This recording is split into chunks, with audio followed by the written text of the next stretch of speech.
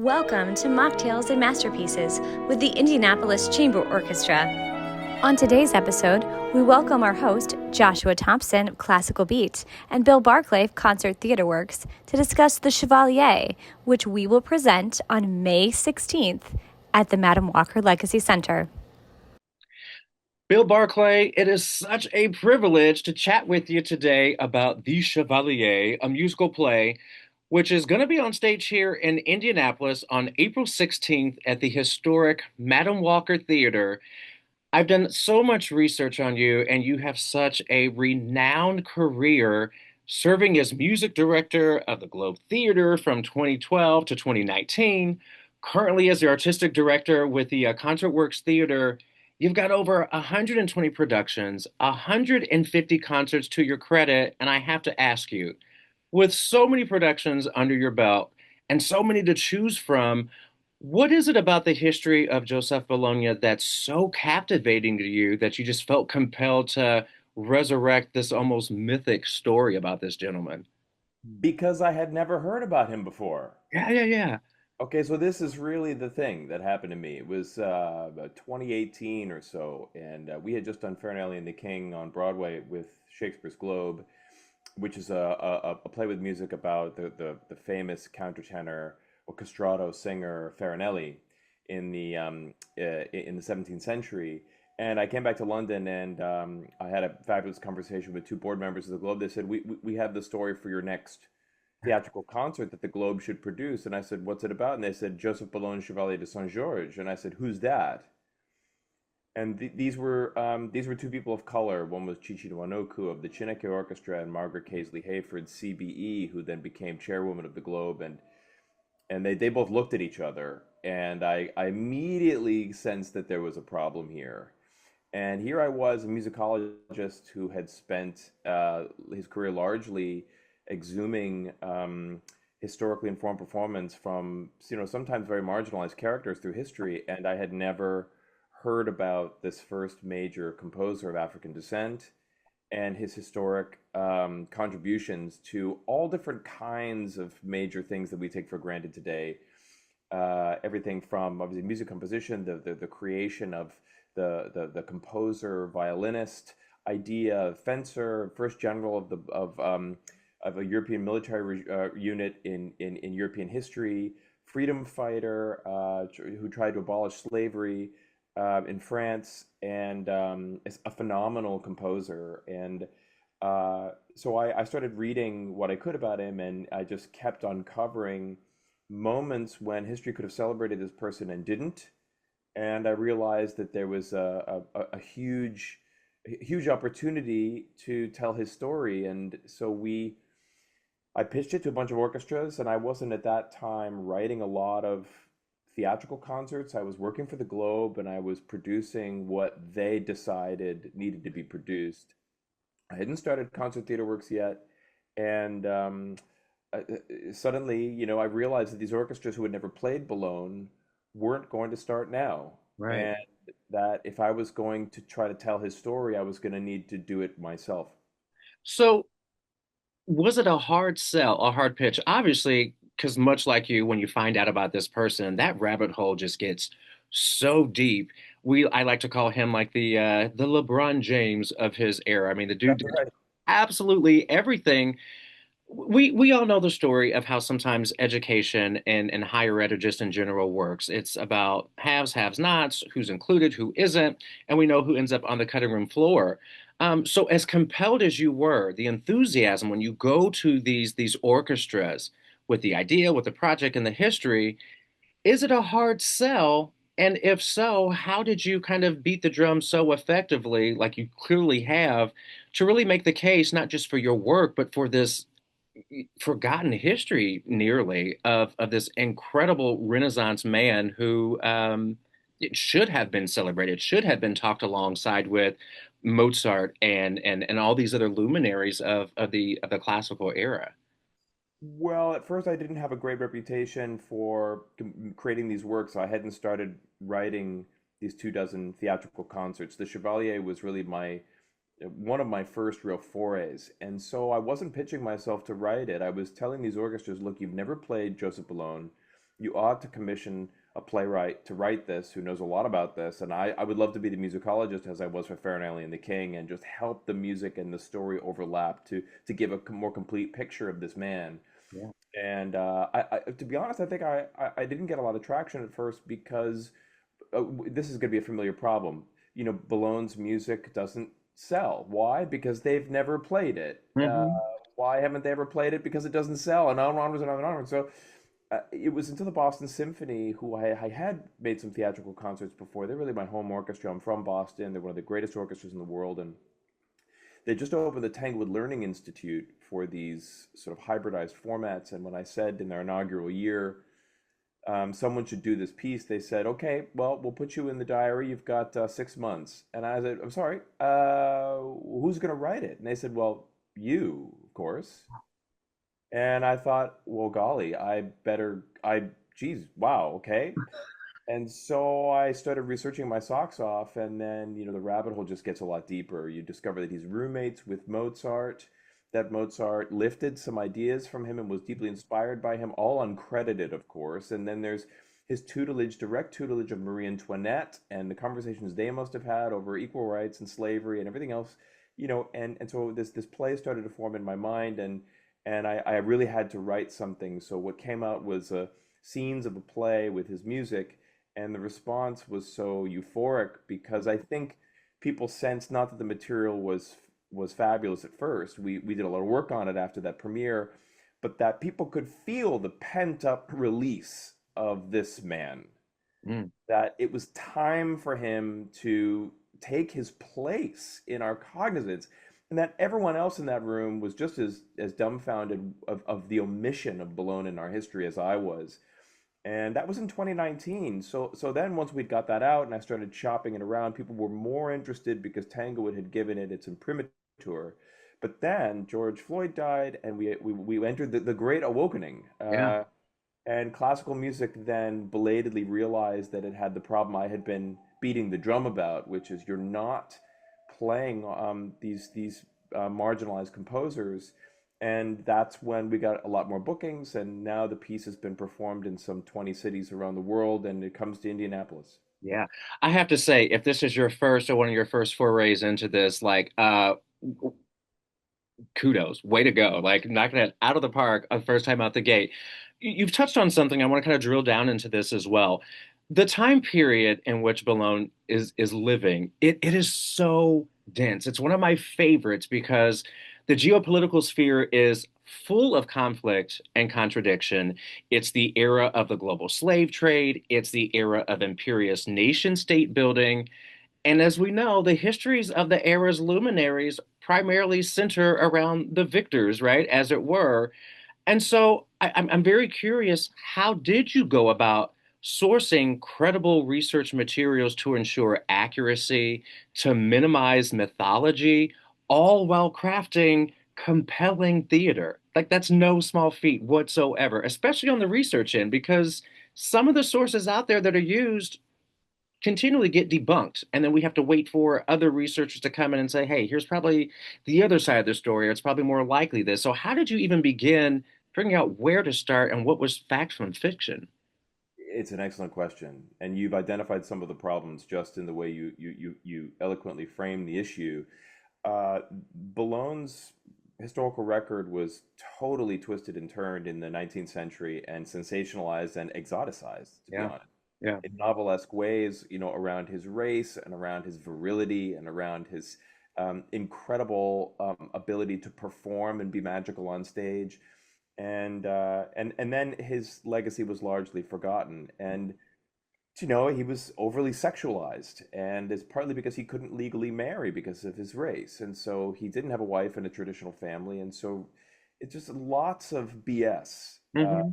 to hack through.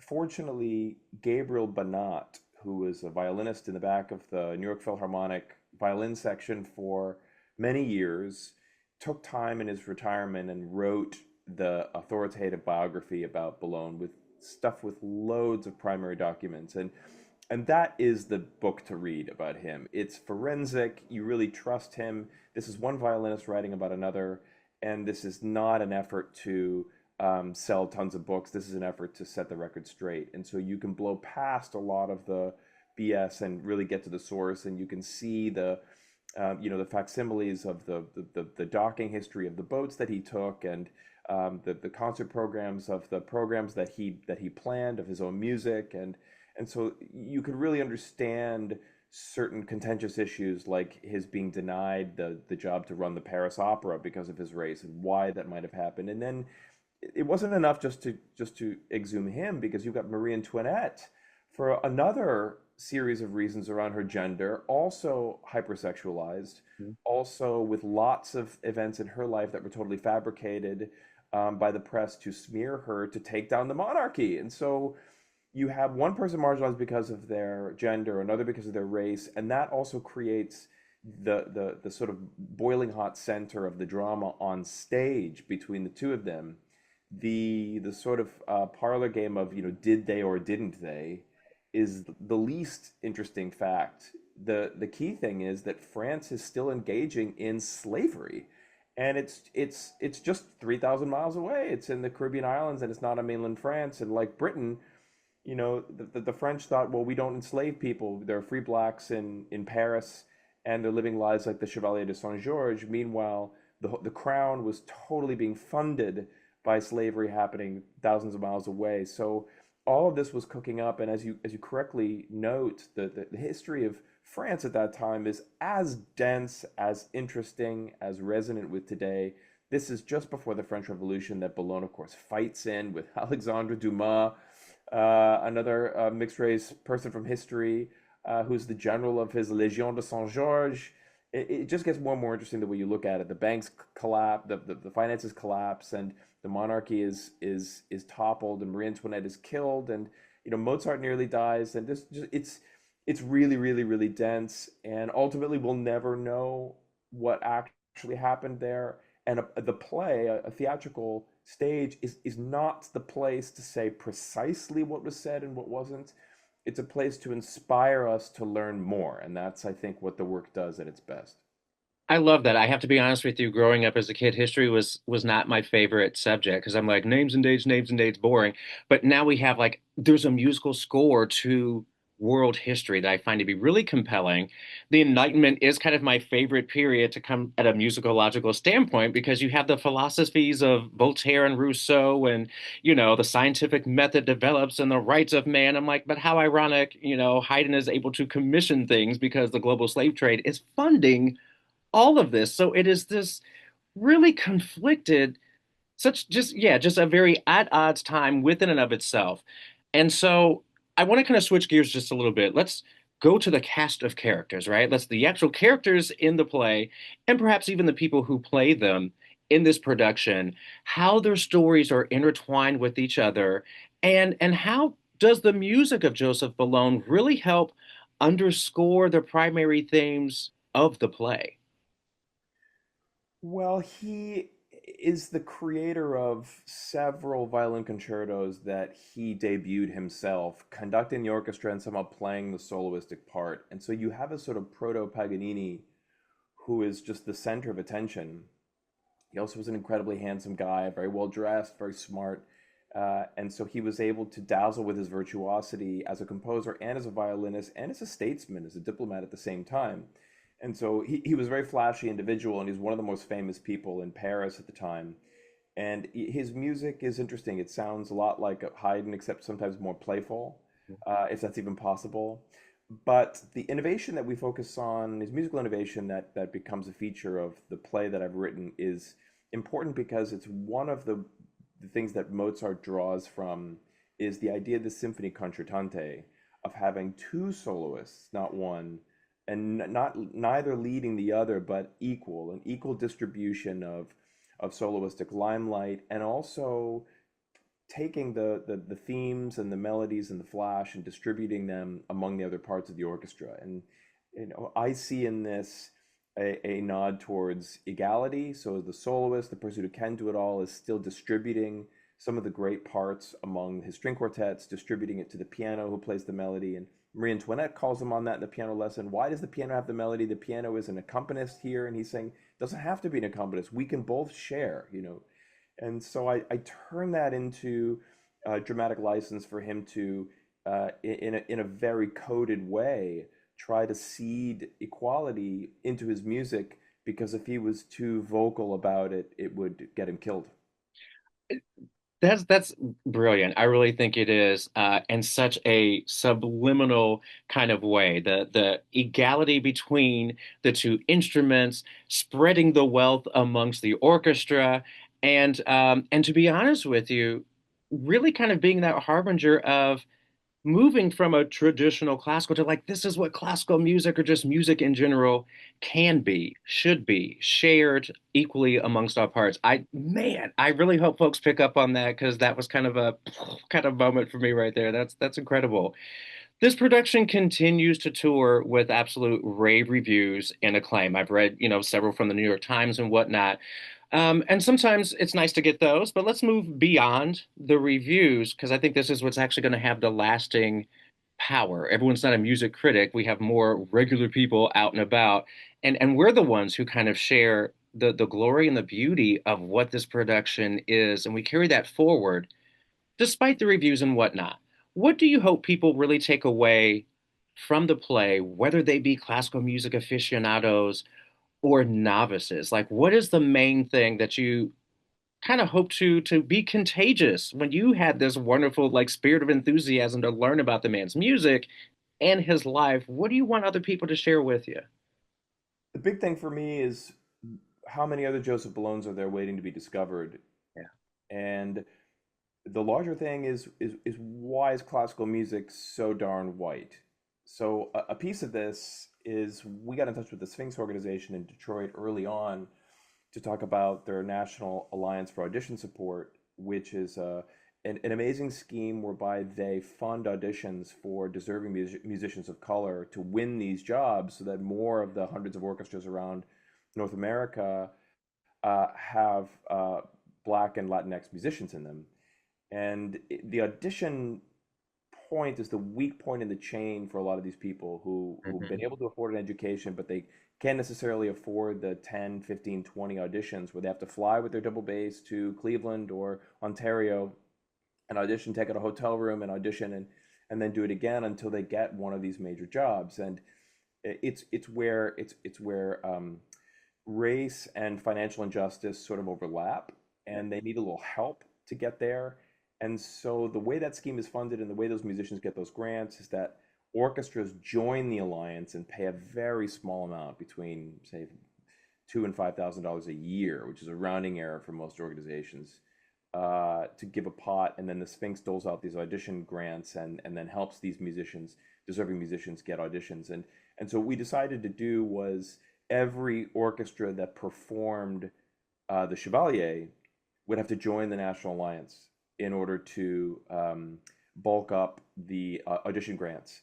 And then Concert Theater Works decided to do that not only for the Chevalier, but for all of our titles. So Nice. whatever orchestra we work with has to join the National Alliance. And when we started this, I think there were 88 members of orchestras, and now there I think are 120. And that's not our work alone by any means, but we've written the first check in their name to at least three or four orchestras who didn't have the dosh to join it right away, and we got them enlisted, and we continue to talk about the great work that the Sphinx organization does in order to make sure that the classical music continues to diversify and does the hard yards to get some of these deserving musicians who may not be able to afford the opportunities to get in there.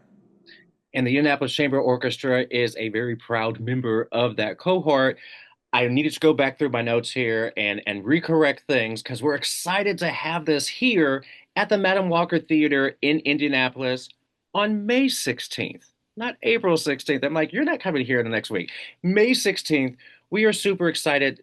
To be perfectly honest, the time spent with you today has been an absolute privilege. It's amazing work, but I love it. It's work that is bigger than yourself because you realize a historical deficit, and in your own way, you and your team of just incredible creative visionaries are doing what you know how to do, for the right reason. And we say thank you.